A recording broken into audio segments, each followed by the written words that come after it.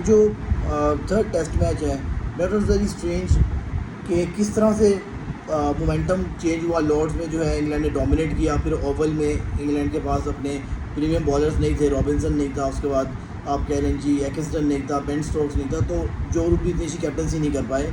तो फिर न्यूजीलैंड ने अपना एक कमबैक किया 1-1 के साथ, और वहाँ से फिर मोमेंटम जो न्यूजीलैंड को गया वो दोबारा नहीं आ सका इंग्लैंड के पास। कहने को हम ये कह सकते थे कि जो रूट ने बड़ी गंदी कैप्टनसी की। To be very honest captaincy बहुत ही लो पार कैप्टनसी थी। और पहले आप टॉस जीत के सेकंड मैच ओवल के अंदर perfect weather condition, batting condition, और आपने पहले जो है बॉलिंग करने का फैसला कर लिया, डेट वॉज स्ट्रेंज। उसके बाद एक पहाड़ जितना आपको टोटल मिला 450, वो आप चेज़ नहीं कर पाए। तो ऑल इन ऑल कुछ मज़ा नहीं आया।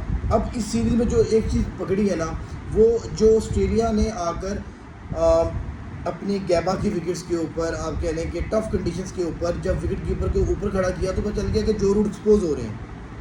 और अभी भी अगर आप देख रहे हैं तो मैट हेनरी था पहले इनिंग्स में, और अब नेथन स्मिथ, दोनों kind of same kind of bowler है।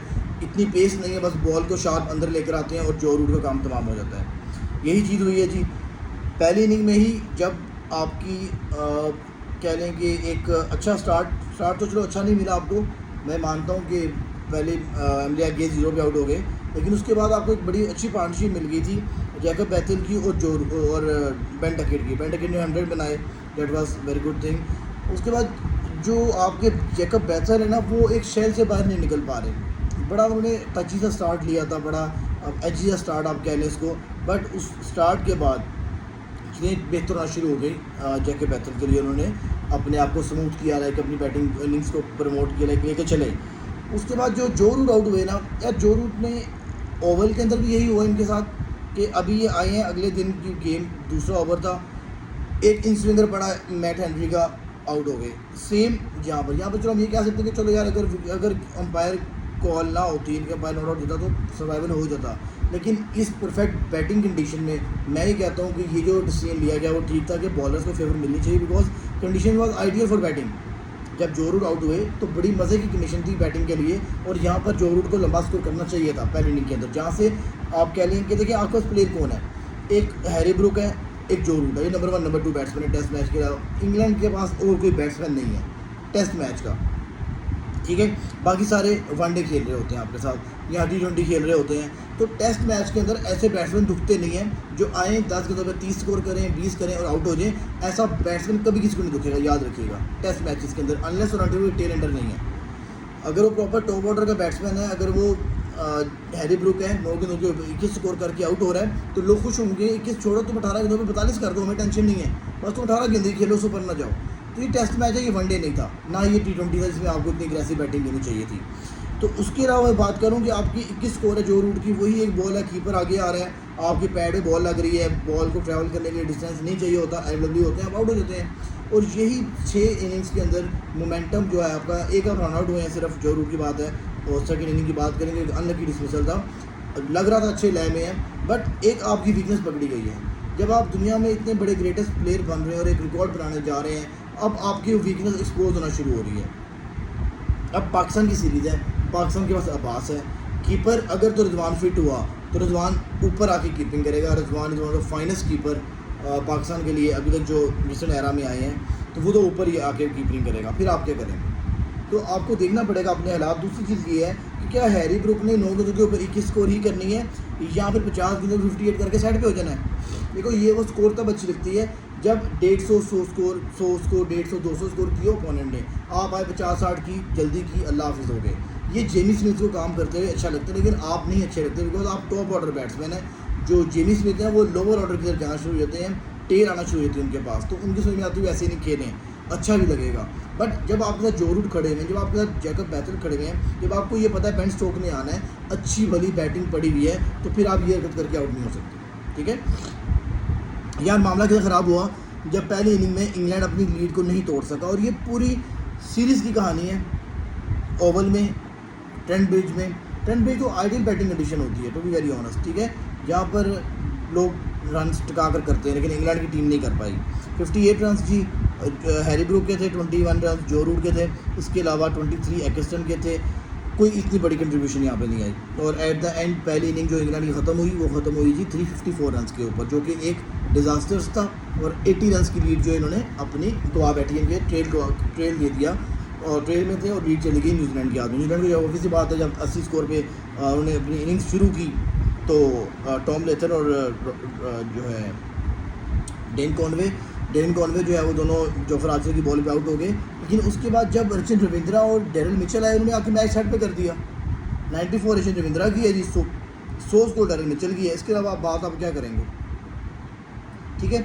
तो उसके बाद जैसे अगली इनिंग शुरू होती है, 363 रन 364 चेस करना था, बेस्ट स्ट्रोक आ जाते हैं जी ओपनिंग के ऊपर और वो तबड़ चौका मारते हैं 20 गेंदों के बाद 30 स्कोर मारते हैं और वो मैच को अपनी तरफ से T20 मैच को साइड पे कर रहे थे, आउट हो जाते हैं जी। और वो पता चलता है जी इनकी लास्ट इनिंग थी as a captain and as an English test ball player.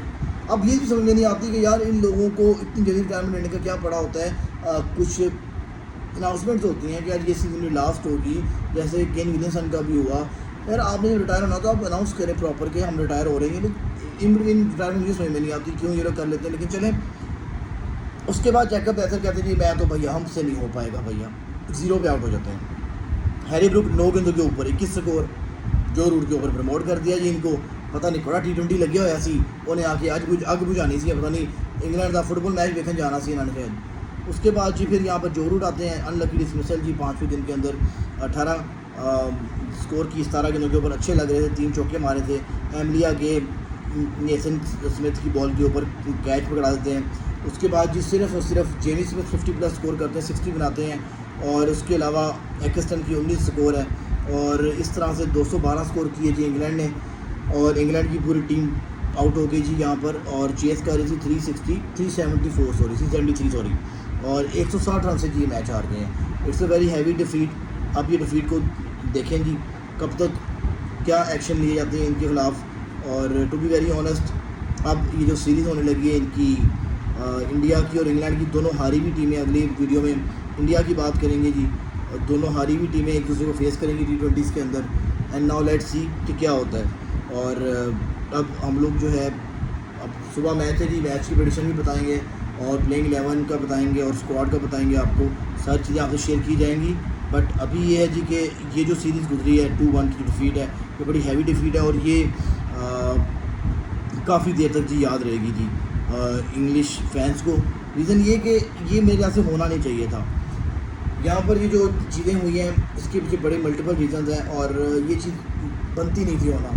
मैं जब सीरीज़ शुरू हुई आई वाज सही कि 3-0 से इंग्लैंड जीतेगा ये सीरीज़, बट इंग्लैंड की जो बॉलिंग है डेट वाज कह लें ऑर्डिनरी। और बैटिंग में जो रूट और हैरी ब्रूक, इसके अलावा कोई बंदा नहीं है। बेन डकेट भी एक ऑर्डिनरी सा प्लेयर है टेस्ट मैच का, कोई इतना ख़ास टैलेंट नहीं है, कुछ भी नहीं है। एमलिया गे लास्ट मैच तो डिजास्टर्स गया उनका, ठीक है 2 अच्छी इनिंग्स खेली है, 6 में से 2 अच्छी इनिंग्स खेली है, बट ये रेशो 50% से भी नीचे आ जाती है। तो there are something to be wondered about and to be worried about. और दूसरी बात ये कि अगर आप पाकिस्तान की बात करें, पाकिस्तान ने आपको जुलाई अगस्त में जाके आपको फेस करना है। एंड बिलीव मी, अगर इन्होंने उबैद शाह को खिला लिया और साथ इन्होंने मोहम्मद अब्बास को लगा दिया एंड पे, इंग्लैंड को मसला हो जाएगा। मैं ये नहीं कहता इंग्लैंड पाकिस्तान की बैटिंग बहुत अच्छी होगी, पाकिस्तान जीतेगा नहीं, वट एवर, अल्लाह नोज़। यहाँ पर कहीं हो सकता है मिरेकल भी हो जाए, लॉर्ड्स में पाकिस्तान का रिकॉर्ड अच्छा है, पाकिस्तान जीता हुआ मैचेस। बट अभी के लिए बता रहा हूँ आपको, अगर ये पाकिस्तान की बॉलिंग रही यही वाली, यहाँ पे मोहम्मद अब्बास हुए, वहाँ पर जो यंग ब्लड हमारा बॉलर्स का आ रहा है, थानी भी ऑल्दो हुआ, हालांकि उसकी पेस नहीं है बट वो इतना फायरी बॉलर है। मैं ये विश करता हूँ कि वो, लेकिन ऑब्वियसली बात अब स्क्वाड तो अनाउंस हो चुके हुए हैं। अली रज़ा नहीं है टीम के अंदर, अली रज़ा भी टीम में अंदर होते तो मुझे मज़ा आता देख कर जब वो बॉल और बैट की फ़ाइट होती। तो इंग्लैंड को सोचना पड़ेगा, पाकिस्तान भी आपको तंग करेगा, चाहे वो एक आधा मैच जीते या फिर कुछ करे, लेकिन डिस्टर्ब करेगा। ये वो वाला टूर नहीं होगा जैसे बड़ा ईजी पीजी केक होता है। बाबर आजम इसमें है जी, और लास्ट टाइम बाबर आजम ने इंग्लैंड में अच्छी परफॉर्मेंस दिखाई दी है जब उनकी इंजरी भी हो गई थी और वहाँ से रिकवर किया उन्होंने फिर। बट बताने का आपको सिर्फ मकसद ये कि इस दफ़ा पाकिस्तान भी आपको तंग करेगा।